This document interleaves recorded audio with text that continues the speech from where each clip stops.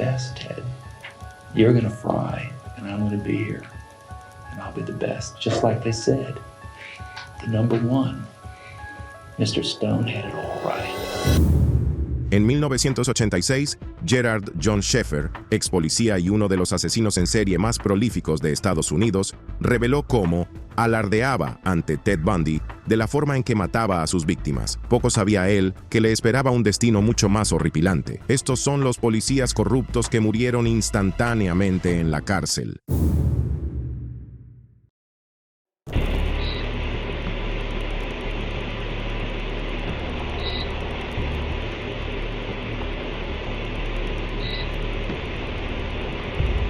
...5 de abril de 2018, Michael Adigwu, un exoficial de élite de la policía nigeriana, dirigió a un grupo de hombres para llevar a cabo uno de los ataques de robo más mortales en la historia de la nación. Los acontecimientos que siguieron son realmente intrigantes y todo terminaría con Michael pagando el precio final una vez que pisó la cárcel.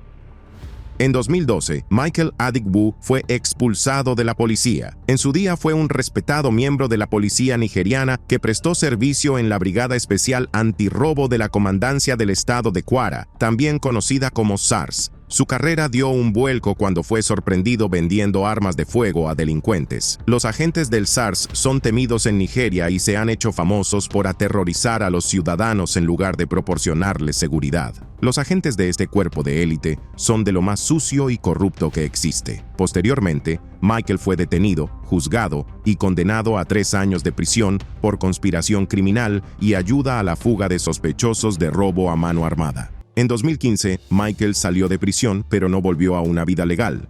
En lugar de ello, se implicó a fondo en actividades delictivas, formando una conocida banda que llevó a cabo varios robos a mano armada por todo el estado de Kwara y más allá. Sus conocimientos de las operaciones y tácticas policiales le convirtieron en un delincuente formidable y rápidamente alcanzó prominencia en los bajos fondos. Michael se había hecho tan poderoso que incluso los líderes políticos del país querían que trabajara para ellos, ya que es habitual que los políticos encarguen a hombres del Hampa misiones peligrosas para ellos. Esto convirtió a Michael Adigwu no solo en un delincuente, sino en un delincuente con respaldo político que podía sacarle de apuros con la policía. El 5 de abril de 2018, Michael dirigió una banda de atracadores armados en un ataque meticulosamente planeado contra 5 bancos en Ofa, en el estado de Kwara. El robo se ejecutó con precisión militar, con el uso de explosivos y disparos de armas pesadas. La banda sembró el terror en la ciudad y mató a 33 personas, entre ellas 9 policías. La brutalidad del atentado conmocionó a la nación y puso de relieve los graves problemas de seguridad a los que se enfrenta Nigeria. Los atracadores atacaron los bancos durante las horas de mayor actividad comercial, asegurándose el máximo impacto y caos. Para entrar por la fuerza, utilizaron explosivos para atravesar las puertas de seguridad. A continuación, utilizaron dinamitas para forzar las cámaras acorazadas y los cajeros automáticos, y se hicieron con una importante suma de dinero. Antes de asaltar los bancos, la banda había atacado la comisaría de policía local, matando a agentes y civiles por igual para asegurarse de que no se produjera una intervención policial inmediata que interrumpiera los atracos a los bancos que se iban a producir. La magnitud y la violencia del atraco lo convirtieron en uno de los más mortíferos de la historia de Nigeria. La policía nigeriana emprendió una amplia persecución de los autores del atraco de Ofa, mediante una combinación de recopilación de información, vigilancia y cooperación ciudadana. La policía pudo identificar y detener a varios sospechosos, entre ellos Michael Adigwu. Las detenciones fueron posibles gracias a las imágenes de circuito cerrado de televisión de los bancos y a las declaraciones de testigos. En una de estas grabaciones de CCTV se captó el rostro de Michael Adigwu. Aunque estaba borrosa, algunas personas pudieron distinguir que se trataba del ex agente de policía. Michael fue detenido junto con otros 5 sospechosos llamados Ayoade Akinnibosun, Aziz Salahuddin, Niji Ogundiran, Ibikunle Ogunleye y Adeola Abraham. los sospechosos fueron acusados de múltiples cargos de robo a mano armada, conspiración y homicidio culposo. El juicio, que duró 6 años, suscitó gran interés público y cobertura mediática. Pero la historia estaba a punto de dar un giro siniestro. Mientras estaba bajo custodia policial, Michael Adikwu murió en circunstancias misteriosas. El comunicado oficial de la policía afirmaba que Adikwu se desplomó y murió durante el interrogatorio. Sin embargo, esta explicación fue recibida con escepticismo e indignación por la opinión pública y diversas partes interesadas, incluido el entonces presidente del Senado, Bukola Saraki, que exigió una investigación exhaustiva de la muerte de Adikwu. Algo iba mal en alguna parte. La banda de atracadores había confesado en una rueda de prensa que trabajaba para el gobernador del estado de Kwara y el presidente del Senado. El vehículo que utilizaron para atracar el banco, un Lexus RX 300, tenía una matrícula personalizada con el nombre del presidente del Senado. Se afirmó que este coche era un regalo de Saraki a esta banda. Se especuló con que lo habían matado para encubrirlo, pero esta no fue la única teoría de por qué Adikwu fue liquidado inmediatamente. También hubo acusaciones de que Adikwu fue asesinado para evitar que desenmascarara a otros policías que podrían haber sido cómplices del robo o de otras actividades delictivas. Uno de los coacusados, Ibikunle Ogunleye, declaró ante el tribunal que Adikwu fue asesinado deliberadamente por un agente de policía conocido como Señor Tortura para obligar a los demás sospechosos a confesar. Este testimonio alimentó las sospechas de encubrimiento en el seno de la policía. A pesar de estas acusaciones, la policía mantuvo que la muerte de Adikwu había sido natural y que se había realizado una autopsia. Sin embargo, los detalles de la autopsia nunca se hicieron públicos, lo que ahondó aún más el misterio en torno a su muerte. El juicio de los demás sospechosos continuó sin Adikwu. El 26 de septiembre de 2024, el Tribunal Superior del Estado de Kwara, presidido por la juez Halima Salman, emitió su veredicto. El tribunal declaró a Ayoade Akinnibosun, Aziz Salahuddin, Niji Ogundiran, Ibikunle Ogunleye y Adeola Abraham culpables de robo a mano armada, conspiración y homicidio culposo. Fueron condenados a morir en la horca, lo que supuso un cierto alivio para las familias de las víctimas y la comunidad de Ofa. Por muy corrupto que fuera Michael Adikwu, no es nada comparado con lo que hizo el siguiente policía. Hit him and then I killed him. When I hit him and knocked him out, and then I took the shoelaces out of his shoes, tied them together, wrapped it around his neck, and strangled him. Octubre de 2014. El agente de policía retirado Theodore Dyer, encerrado en el correccional de Saginaw por abusar de una niña, enfrentaría un destino aún más condenatorio de lo que había esperado. Dicen que la cárcel es el último lugar donde quieren estar los policías corruptos, y Dyer pagó el precio más alto por sus delitos y su actitud. En abril de 2012, una mujer cuya identidad se protege, pero cuyo nombre en clave es Susan, se mudó a la tranquila ciudad de Grand Haven, Michigan. Su vecino de al lado resultó ser Theodore Dyer, un policía jubilado de unos 60 años. Dyer vivía con su novia, pero no tenían hijos en casa. Susan recuerda que se alegró de tener un vecino tan simpático como Dyer por lo amable y receptivo que era. Sus años de servicio en las fuerzas del orden le habían ganado respeto y su personalidad era la de un hombre amable y accesible. Dyer y su mujer eran especialmente amables con la hija de Susan, tanto que Susan decía que la trataban como a su propia hija. La niña solía quedarse a dormir en casa de los Dyer cuando su madre estaba trabajando. Esto demostraba lo mucho que Susan confiaba en Dyer. Por desgracia, lo que Susan no sabía era que Dyer era un depredador y estaba a punto de descubrir esta fea verdad de la manera más impactante. Junio de 2013, Susan volvió a casa del trabajo, dejó su bolso y fue a casa de los Dyer a recoger a su hija. Esa noche se sintió inusualmente extraña y sospechó que algo iba mal, así que decidió entrar en la casa con la mayor discreción posible. En lugar de llamar a la puerta, entró y encontró a Dyer en una posición comprometida con su hija. Impresionada y horrorizada, Susan se llevó inmediatamente a su hija a casa y llamó a la policía. Dyer fue detenido y acusado de conducta sexual delictiva en primer grado. Durante la investigación, se descubrió que no era la primera vez que Dyer agredía a la niña. Ella confió a los detectives que ya había ocurrido varias veces. El proceso judicial fue rápido, dadas las abrumadoras pruebas contra Dyer. Fue declarado culpable y condenado a entre 25 y 50 años de prisión. Aquí es donde las cosas se pusieron serias. Dyer, como ex policía, sabía que esta sentencia era tan buena como una sentencia de muerte. Dyer estaba atrapado, rodeado de hombres que lo veían con una mezcla de asco y desprecio. Por desgracia, Dyer no sabía mantener la boca cerrada. Una vez, alardeó de su delito ante otro preso. Lo que no sabía es que ese sería su último error. Was accused of raping an 11-year-old girl, and he got 25 to life for it, and I told him that's enough, I don't want to hear anymore. El 29 de octubre de 2014, solo 20 días después de ser condenado, la tensión finalmente se rompió. Dyer fue encontrado muerto en su celda, estrangulado. Sus propios cordones se enrollaron alrededor de su cuello, cortando sus últimas respiraciones. Su compañero de celda, Steven Sandison, un asesino empedernido que ya cumplía cadena perpetua por un asesinato en 1991, se apresuró a confesar. Y su confesión no estaba llena de arrepentimiento o remordimiento, sino de fría satisfacción. Sandison afirmó que Dyer había estado alardeando de sus crímenes, hablando despreocupadamente de los horrores que había infligido. Algo se rompió dentro de Sandison. No solo quería matar a Dyer, sino que sentía que debía hacerlo. Le propinó un fuerte puñetazo en la barbilla que fue suficiente para dejarlo inconsciente en el suelo de la celda. Luego se quitó con cuidado los cordones de los zapatos que utilizó como garrote para estrangular a Dyer hasta que dejó de respirar. A continuación, Sandison llevó con cuidado el cuerpo inerte de Dyer a su cama y lo colocó de forma que pareciera que seguía durmiendo con una manta sobre el cuerpo. Luego esperó hasta la mañana siguiente antes de alertar a los guardias de lo que había hecho durante la noche. Para Sandison, esto no fue premeditado. Al principio había pensado en pedir que le trasladaran a otra celda porque estaba harto de Dyer. Pero entonces,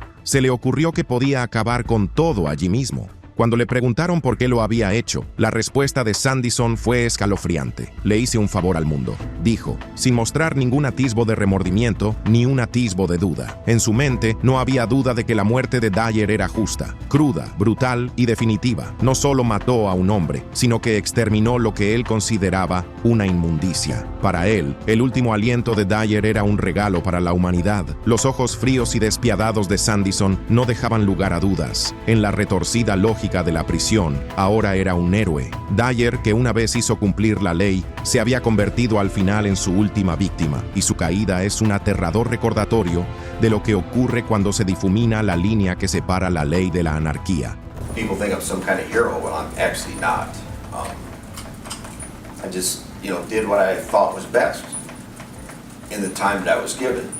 A pesar de la gravedad del delito, Sandison fue condenado de nuevo a cadena perpetua, pero esta vez se añadió algo sorprendente. Se le concedió la posibilidad de libertad condicional. Fue como si el sistema, tan acostumbrado a castigar a los culpables, se detuviera un momento a considerar el hecho de que Sandison había matado a un hombre que, para la mayoría de la sociedad carcelaria, ya estaba condenado. Un delincuente infantil y un ex policía. Dos delitos imperdonables en el brutal mundo que hay entre rejas. Tal vez esta pequeña posibilidad de libertad era un reflejo del sentimiento tácito de que Sandison simplemente había llevado a cabo la justicia de la prisión, ofreciendo la venganza que muchos creían que Dyer merecía. Dyer era despreciable, pero los policías corruptos solo empeoran a medida que avanzamos en este video.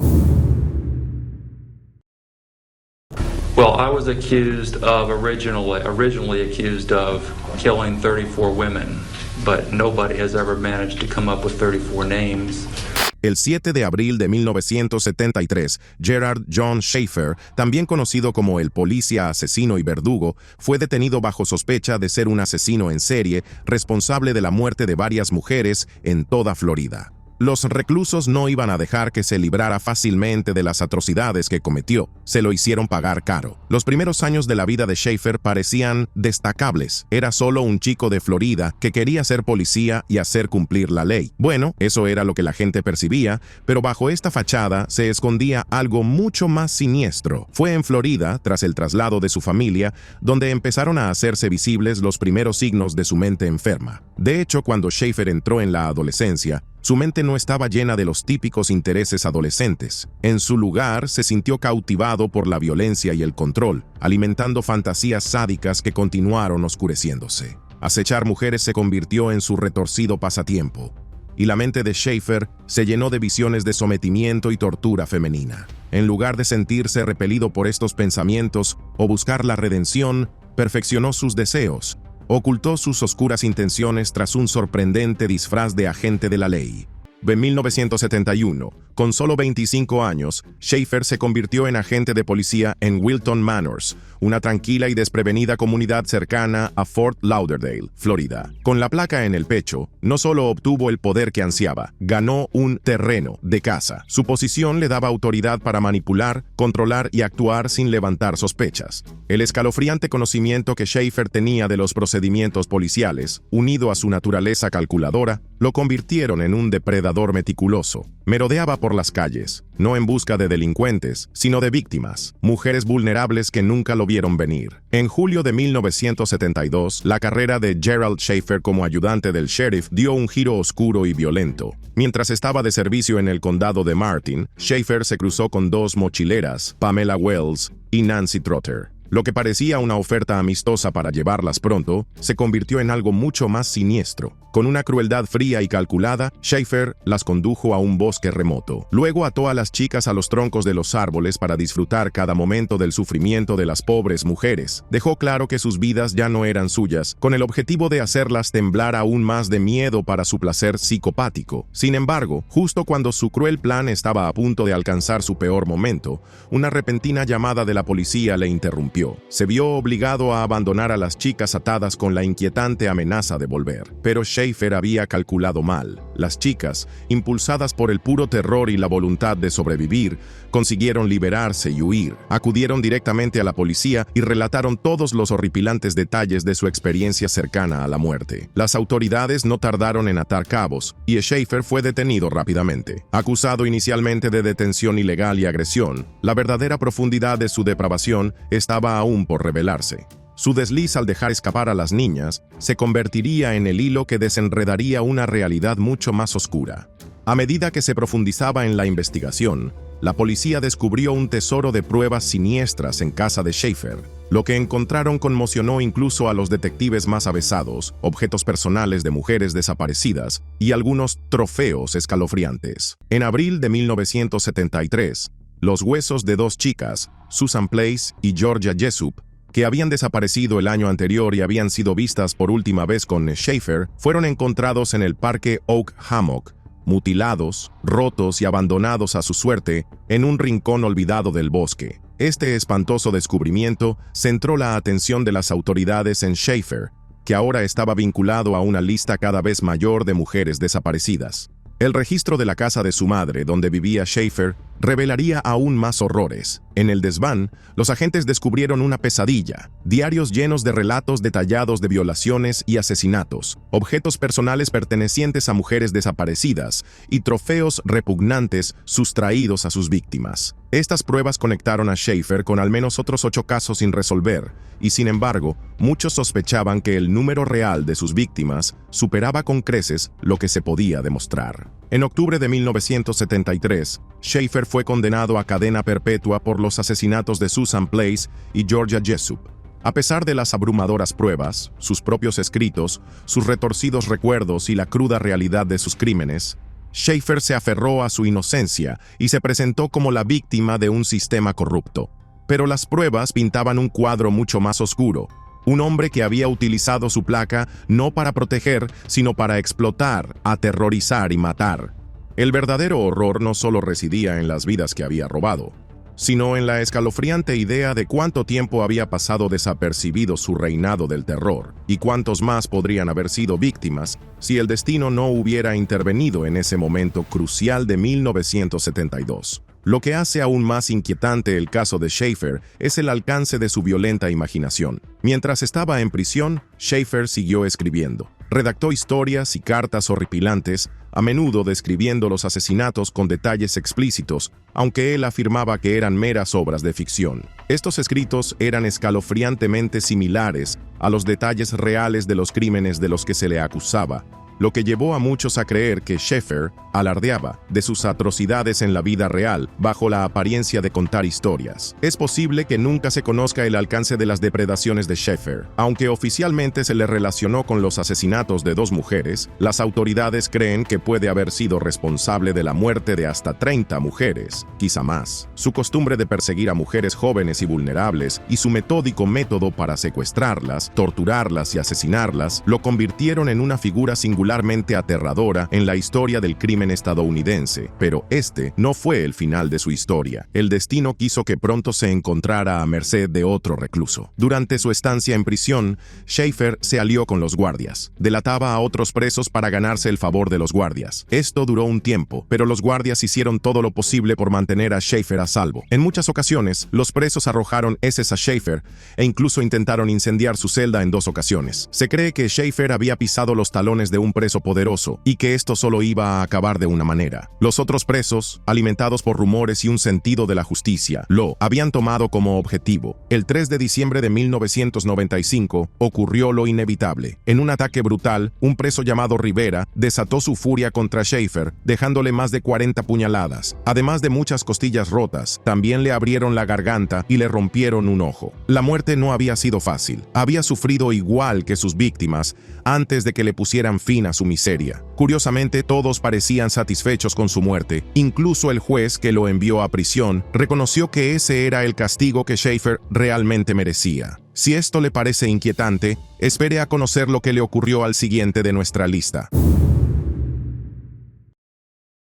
El 26 de septiembre de 2012, Florisvaldo de Oliveira, más conocido como Cabo Oliveira, recibió 20 disparos tras ser condenado a prisión y estar a punto de obtener la libertad condicional. Aunque se trataba de una venganza por todos los trabajos sucios que hizo mientras era cabo de la policía, su historia es aún más escalofriante que la forma en que murió. Florisvaldo de Oliveira se labró un legado no como protector de la ley, sino como uno de los policías más temidos y corruptos de Sao Paulo. Un hombre que en su día juró servir a la justicia fue cayendo poco a poco en los oscuros recovecos del submundo criminal de la ciudad. Oliveira tenía fama de ser un justiciero letal que mataba a un montón de personas a las que consideraba delincuentes. Se tomaba la justicia por su mano, condenando a muerte a la gente a su antojo, a veces simplemente porque no le gustaba el aspecto de una persona. Para justificar su fascinación por matar, se alistó en la policía militar de Sao Paulo con la promesa de defender la justicia. Pero Sao Paulo no era un campo de batalla cualquiera. Sus calles eran traicioneras y las líneas entre el bien y el mal empezaron a difuminarse para muchos agentes. Era una ciudad gobernada por bandas y por policías corruptos que trabajaban para ellas. Destinado a algunos de los distritos más castigados por la delincuencia de Sao Paulo,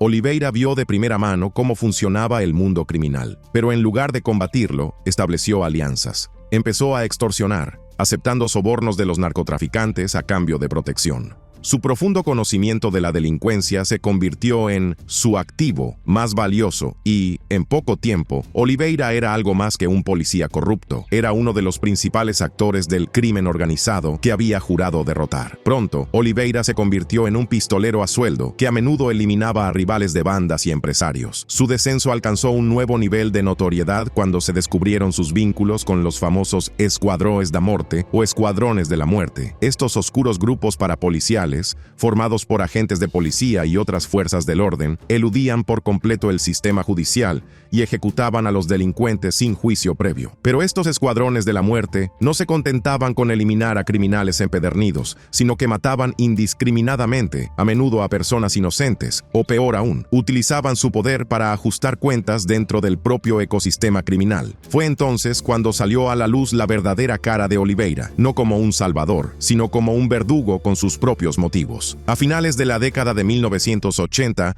Cabo Oliveira se había convertido en una leyenda, temida tanto por delincuentes como por civiles. Su influencia ya no se limitaba a su uniforme. Era un ejecutor de los capos de la droga y los chantajistas de Sao Paulo. Su influencia se extendía a todos los rincones del imperio criminal, mientras que dentro de la policía mantenía la ilusión de ser un agente entregado a su trabajo. Pocos se atrevían a desafiarle, y los que lo hacían solían tener un final repentino y violento. Sin embargo, a pesar de toda su astucia, empezaron a surgir preguntas. ¿Cómo podía un hombre encargado de salvaguardar las calles de Sao Paulo controlarlas ahora con el miedo?